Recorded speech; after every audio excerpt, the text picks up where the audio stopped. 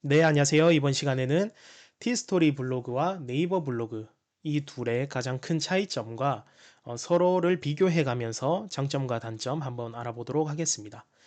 먼저 1번 같은 경우에는 티스토리 블로그는 노가다 형태의 운영 방식을 적어놨고 네이버 블로그 같은 경우에는 퀄리티 위주의 운영 방식을 적어 두었습니다.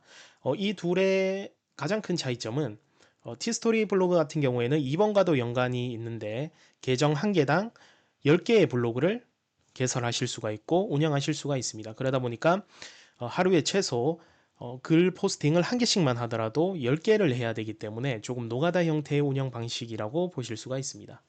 그리고 네이버 블로그 같은 경우에는 계정 1인당 한 개만 운영이 가능하다 보니까 사실 한 개의 포스팅을 한 개, 두 개를 하더라도 굉장히 퀄리티가 높은 사진과 글 내용을 적어 주셔야지만 수익화에 있어서 조금 도움이 됩니다. 그리고 2번 같은 경우에는 아까 제가 말씀드렸다시피 티스토리 블로그 같은 경우에는 계정 한 개당 10개의 블로그가 운영이 가능하고요.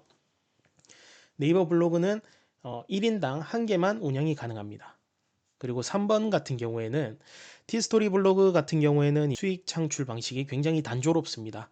한 가지 방법밖에 없어요. 애드센스 승인을 받고 애드센스 광고료를 이제 지급받는 형태로 수익을 창출하실 수가 있습니다.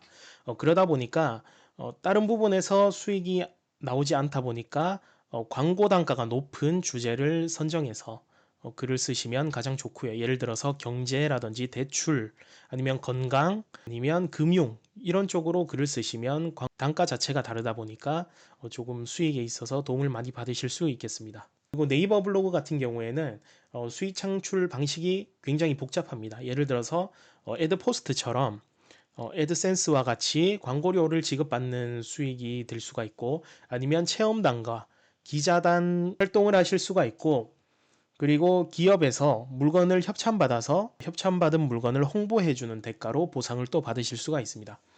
특히나 네이버 블로그 같은 경우에는 국내에서 최고로 트래픽이 많은 검색 포털 사이트입니다. 그러다 보니까 국내 기업들이 네이버 블로그를 통해서 마케팅을 굉장히 많이 하고 있고요. 그러다 보니까 조금 수익 창출 방식에 대해서 한 가지만 있다. 이렇게 단정 지을 수가 없겠습니다. 그리고 4번 같은 경우에는 티스토리 블로그 같은 경우에는 국제 경제에 따라서 이제 수익의 차이가 조금 있습니다. 예를 들어서 애드센스 광고 같은 경우에는 해외 광고가 있을 수가 있고 국내 광고가 있을 수가 있잖아요. 그러다 보니까 국제 경제가 조금 어려워지게 되면 아무래도 광고주들이 단가를 조금 낮게 설정하기 때문에 내가 받을 수 있는 광고료가 굉장히 제한적입니다. 그러다 보니까 국제 경제나 국내 경제 이 둘 다 굉장히 중요하게 작용하는 게 티스토리 블로그입니다. 그리고 네이버 블로그 같은 경우에는 국내 포털 사이트다 보니까 국내 정책에 따라 수익의 차이가 천차만별입니다. 예를 들면 국내에서 내가 어떤 기업의 건강기능식품을 소개를 한다. 그러면 건강기능식품을 소개할 때 절대로 쓰지 말아야 하는 단어들이 있거든요. 예를 들어서 복용이라든지 의약품과 헷갈리게 소개를 한다든지 아니면 치료 목적, 아니면 예방 목적 이런 식으로 글을 쓰게 되면 국내 법률적으로 문제가 되기 때문에 과태료를 맞으실 수가 있습니다.